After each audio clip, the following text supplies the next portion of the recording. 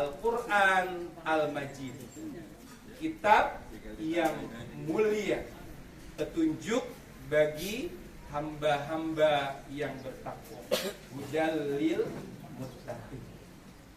Dari sisi penamaan, Al-Quran mulia.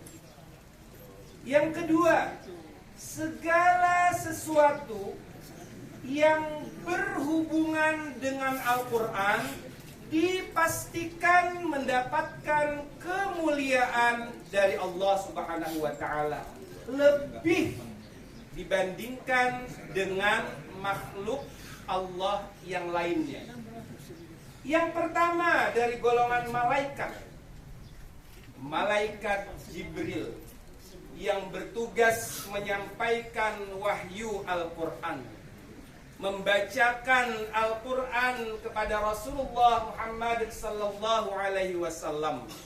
Malaikat Jibril Allah Subhanahu wa Ta'ala angkat menjadi pemimpin dari seluruh malaikat-malaikat Allah. Kemuliaan Jibril ketika bersama Al-Quran. Manusia ketika bersama Al-Quran, maka dia menjadi manusia yang paling mulia. Baginda Rasulullah bukan Nabi dan Rasul yang usianya paling panjang, bukan Nabi dan Rasul yang diutus untuk umat manusia pertama kali, tetapi beliau adalah Nabi dan Rasul terakhir. Tapi Allah muliakan beliau menjadi penghulu dari seluruh Nabi dan Rasul, pemimpin seluruh umat manusia. Karena Al-Quran diturunkan kepada baginda Rasulullah Muhammad sallallahu alaihi wasallam. Waktu saja ketika bersama dengan Al-Quran, ia pun menjadi mulia dibanding dengan waktu-waktu yang lain. Bulan Ramadan itu di luar dari 4 bulan yang dimuliakan Allah. Apa 4 bulan yang dimuliakan Allah? Muharram, Rajab, Dzulqa'dah, Dzulhijjah. Ini 4 bulan haram, bulan mulia dari 12 bulan yang Allah Subhanahu wa Ta'ala jadikan dalam edar 1 tahun. Ramadan bukan dari 4 bulan yang mulia, tetapi Ramadan bulan yang di dalamnya Allah turunkan Al-Quran. Syahrul Ramadan alladzi unzila fihi Al-Quran. Lalu Ramadan pun dimuliakan Allah menjadi Sayyidus Syuhur, pemimpin dari seluruh bulan. Malam yang sejatinya biasa saja berubah menjadi malam mulia. Bahkan kadar kebaikannya khairum min alfi syahr. Malam yang nilai keutamaannya lebih baik dari 1000 bulan. Allah sebutkan di dalam surah Al-Qadar sebagai Lailatul Qadar. Inna anzalnahu fi Lailatul Qadar. Atau di surah Ad-Dukhan, Inna anzalnahu fi Lailatin Mubarakah. Malam yang penuh dengan keberkahan, malam yang berlimpah kemuliaan. Kenapa? Pada malam itu Al-Quran pertama kali Allah turunkan. Jadi segala hal yang terkait dengan Al-Quran, bahkan kulit kambing sekalipun, ketika sudah dibersihkan dan dijadikan cover Al-Quran, itu menjadi kulit yang paling sering dipeluk dan dicium. Kulit kambing naik derajat kalau dia sudah jadi cover Al-Quran. Apalagi kita yang sudah Allah Subhanahu wa ta'ala muliakan di antara Bani Adam. Di dalam surah Al-Isra ayat 70 Allah Subhanahu wa ta'ala berfirman, "Walaqad karramna bani Adam." Sungguh telah kami muliakan anak keturunan Adam. Modal utamanya saja kita sudah mulia. Laqad khalaqnal insana fi ahsani taqwim. Sesungguhnya kami menciptakan manusia dalam bentuk yang paling sempurna. Ditambah dengan potensi-potensi yang Allah Subhanahu wa ta'ala berikan, menjadikan kita lebih berpeluang untuk lebih mulia dibanding bahkan dengan makhluk-makhluk Allah yang lain. Apalagi kalau kemudian kita bersungguh-sungguh membersamai Al-Quran, maka kemuliaan kita pun akan melejit meningkat di hadapan Allah Subhanahu wa ta'ala. Dalam sebuah hadis yang diriwayatkan oleh Imam Muslim dari Bunda Aisyah radhiyallahu anha, Rasulullah sallallahu alaihi wasallam bersabda, "Al-mahirum bil Qur'an ma'as safaratil kiramil bararah." Kita manusia biasa, bukan Rasul yang kadar keimanannya selalu naik. Kadar keimanan kita yazid wa yanqus. Kadang naik, kadang turun, kadang naik, kadang turun, kadang semangat, kadang malas. Gitu ya, Bun? Kalau yang di sini kayaknya semangat terus deh. Dalam kondisi yang seperti itu, makhluk yang sering sekali melakukan dosa dan kesalahan di hadapan Allah Subhanahu wa ta'ala berkesempatan mulia sejajar dengan malaikat-malaikat Allah yang mulia, ma'as safaratil kiramil bararah, ketika kita berjuang untuk menjadi bagian hamba yang mahir bersama Al-Quran. Bacanya tartil, hafalannya ada, kemudian bersungguh-sungguh untuk memahami dan mengamalkan ayat-ayat yang terkandung di dalam Al-Quran.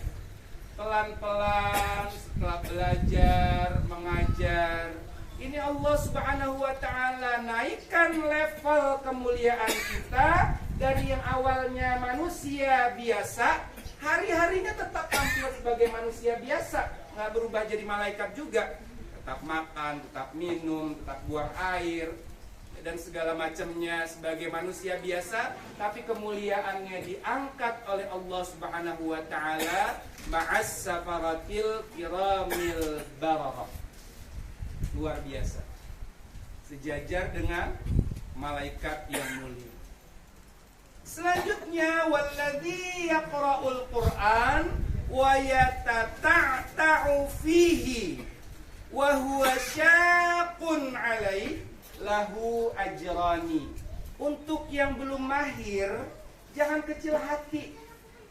Yang penting siapkan waktu, siapkan diri untuk ikhlas belajar Al-Quran. Sebab yang membaca Al-Quran dengan terbata-bata sekalipun, bisanya baru alif bata, alif bata, alif bata, terbata-bata. Hari ini belajar abata, besok belajar ta, jim, ha, lupa abatanya. Yang ingat kho. Maklum, sudah lumayan umurnya. Tapi itu tidak menutup kemuliaan yang Allah Subhanahu wa ta'ala siapkan. Ya. belajarnya sulit, membacanya berat, wa huwa syaqun alai lahu ajrani, untuknya Allah siapkan 2 ganjaran pahala. Coba, dapat 2 kali lipat. Yang pertama, pahala setiap huruf yang dia baca, tetap 1 huruf bernilai 10 kebaikan. Yang kedua, sulitnya itu pun dikasih pahala. Kalau orang lancar baca kan dia ringan saja, baca 1 halaman itu gampang ya, nggak nyampe 5 menit kelar. Menyelesaikan surah Al-Kahfi sunnah di hari Jumatnya 15-20 menit kelar. Sementara yang terbata-bata coba butuh effort, kerja keras, kesungguhan, kesiapan waktu, sehingga Allah menawarkan untuknya 2 ganjaran pahala. Jadi tidak ada sesuatu yang perlu kita khawatirkan, takutkan, atau apapun alasannya yang membuat kita berat untuk bersama Al-Quran. Karena setiap kebersamaan kita dengan Al-Quran itu bernilai kebaikan, bernilai kemuliaan, yang ganjarannya terus disempurnakan oleh Allah Subhanahu wa Ta'ala untuk kita. Jadi kita yang bersama Al-Quran derajatnya dimuliakan Allah sejajar dengan malaikat. Selanjutnya kita diakui oleh Allah Subhanahu wa Ta'ala menjadi keluarga Allah.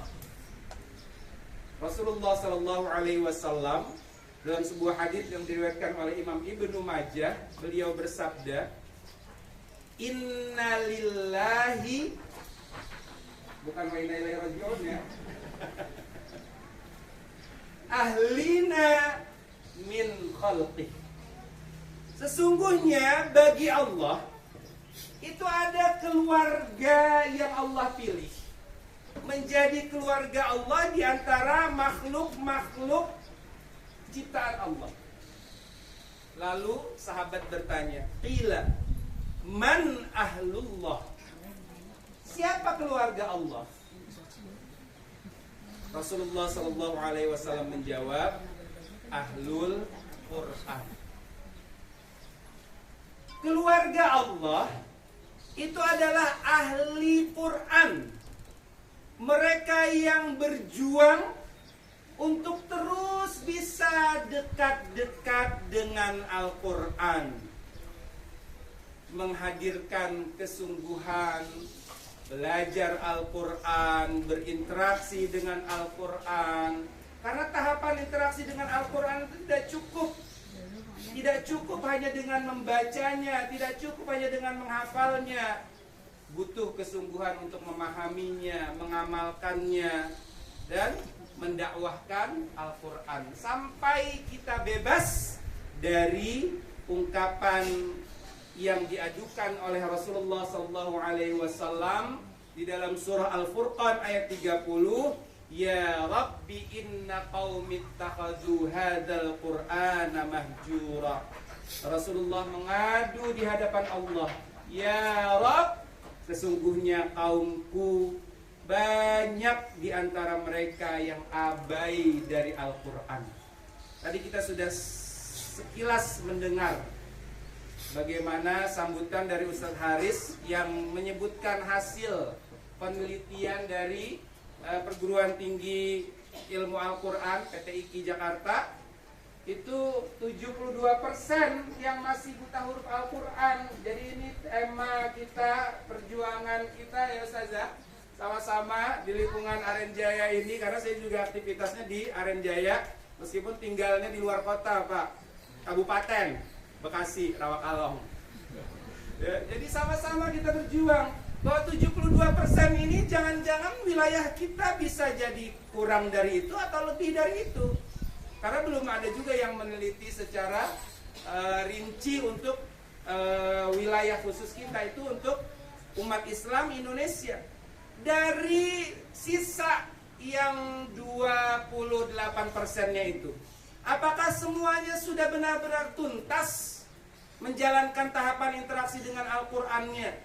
Dari sisa 28% itu siapa yang hafal Al-Qur'annya 30 juz atau bersungguh-sungguh menambah hafalan Al-Qur'annya. Dari yang sudah hafal, siapa yang sudah benar-benar paham terhadap Al-Qur'an. Dari yang sudah paham, siapa yang sudah benar-benar berusaha mengamalkan. Dari yang sudah mengamalkan, siapa di antara mereka yang sudah benar-benar mendakwahkan Al-Quran. Kalau terus dirinci, bisa jadi hasil penelitiannya pada puncaknya menunjukkan kondisi yang lebih memprihatinkan lagi tentang kondisi umat Islam di Indonesia yang secara kuantitas itu mayoritas, tetapi secara kualitas kita masih di bawah 9 naga. Baru 1 naga aja kita udah kelopak-kelopak tuh yang berapa persen umat Islamnya kan, apalagi 9 naga. Jadi wajar kalau kemudian kita masih terpuruk secara kualitas. Karena itu tadi, keterikatan kita dengan Al-Quran masih sangat-sangat minim. Sehingga wajar kalau sejatinya yang bersama dengan Al-Quran itu harus terkatrol menjadi karim juga.